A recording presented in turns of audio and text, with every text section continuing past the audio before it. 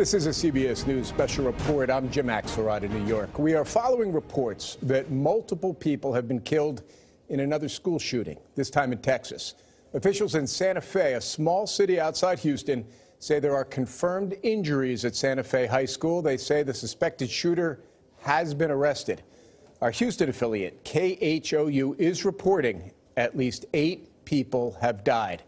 Now, this all began at about 8 a.m. local time when the school was put on lockdown. An eyewitness says the gunman opened fire in a classroom and students then fled the scene.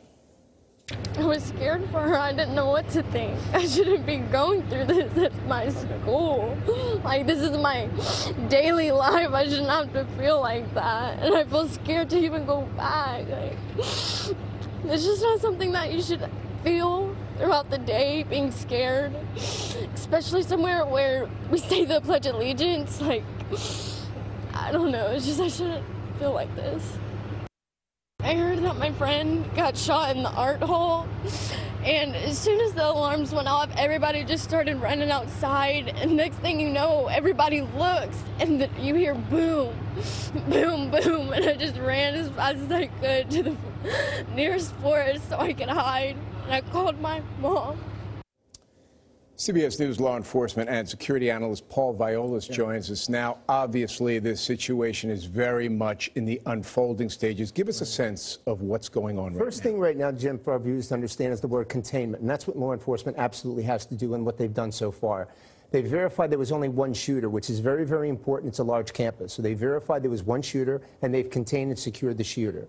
The next part is to make sure that everyone that needs medical attention gets it and gets it immediately, which that triage part is working. But the third part of this now, that has multiple layers. Remember, you've got local law enforcement that will take the lead.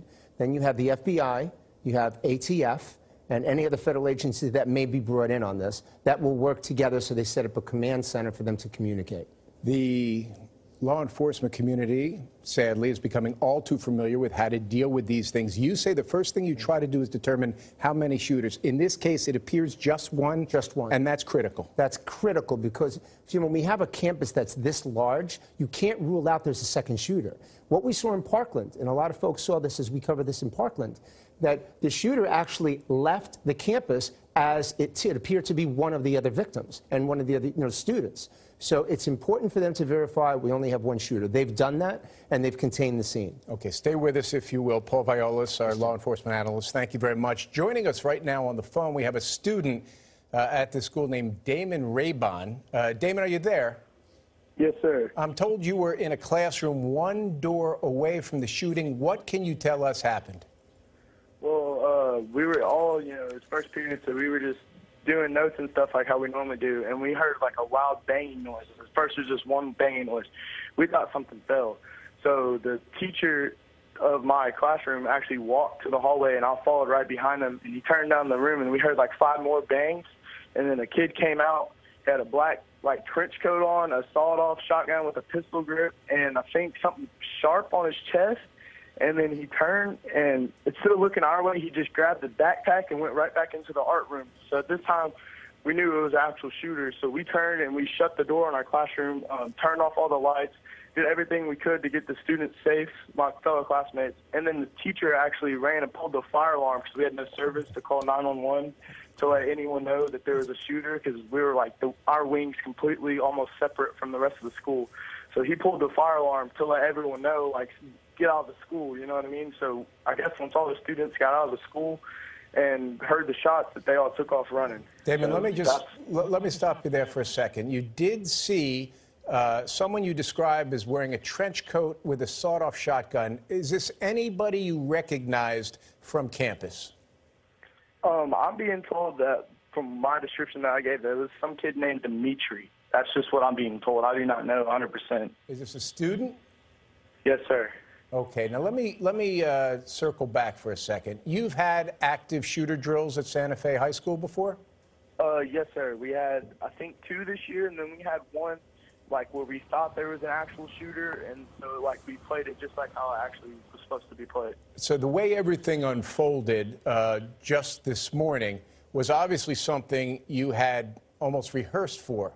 Would you say things, yes, so what, did you think at all that this was perhaps another rehearsal, or did you know you were in it?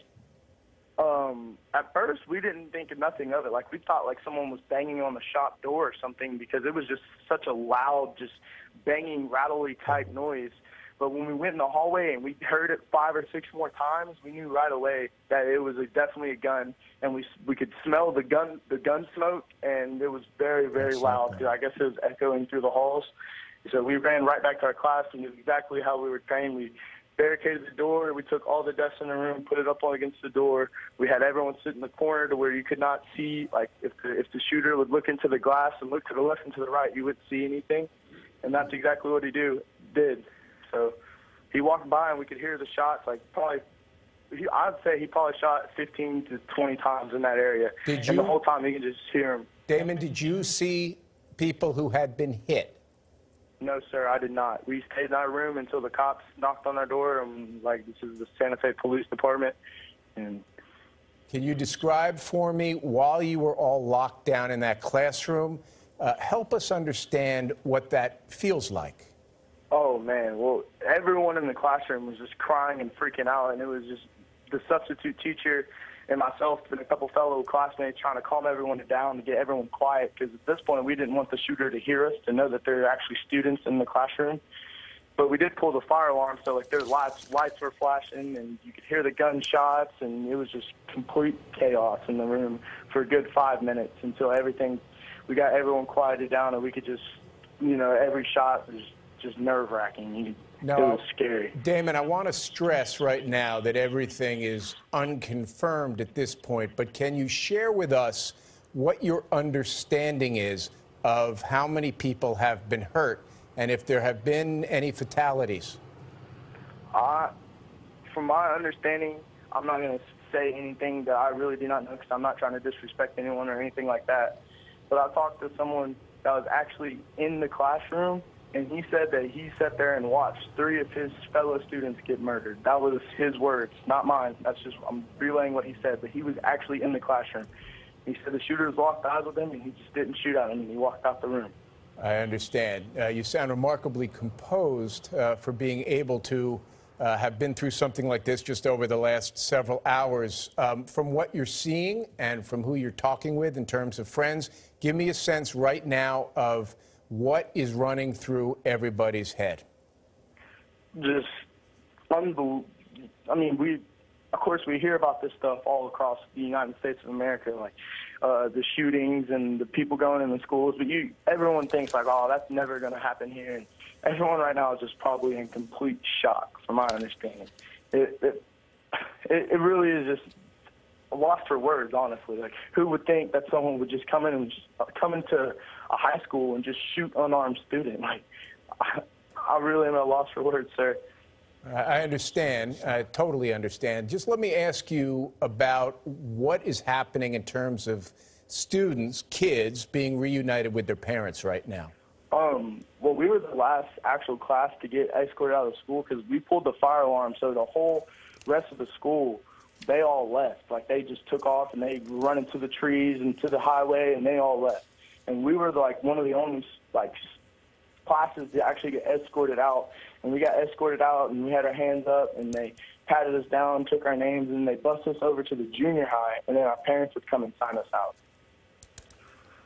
Okay. Damon, listen, I'm sure the last thing you want to be doing right now is talking on the phone. So let me just say thank you very much for you taking time to let us know about the situation that is unfolding in Santa Fe, Texas. Yes, sir. Everyone's in my prayers. Have a great day. Let's go back right now to Paul Violas, if we can. So you just were listening to all of that. Right. What stuck out to you in terms of what you're hearing? You almost jumped out of your chair when you heard about the fire alarm. Yeah, Jim, I really don't understand that, because I can't imagine they were taught to pull a fire alarm. Now, if a student did it and the student did it because of just a reaction, then that's understandable. But if a teacher did it, that would concern me. And the reason why is because when you have an incident like this, it's so fluid. You've got to also remember, too, that these incidents don't last longer than 7 or 8 minutes. You want to contain these quickly. If you've pulled a fire alarm, you are, in essence, putting everybody And this whole student body running in the same direction could be running right into the shooter. We also saw in Parkland, the shooter pulled the firearm himself for that to happen. So that concerned me. All right, Paul Violas, thank you. Please stay with us. CBS News now can confirm that, according to law enforcement in Santa Fe, Texas, 8 people have been killed in this morning's school shooting. Coverage will continue throughout the day on your local news on this CBS station and on our 24-hour streaming network, CBSN. Watch it at cbsnews.com. There will also be a full wrap-up tonight on the CBS Evening News with Jeff Glor. Many of you will now return to CBS This Morning. This has been a CBS News special report. I'm Jim Axelrod, CBS News, New York.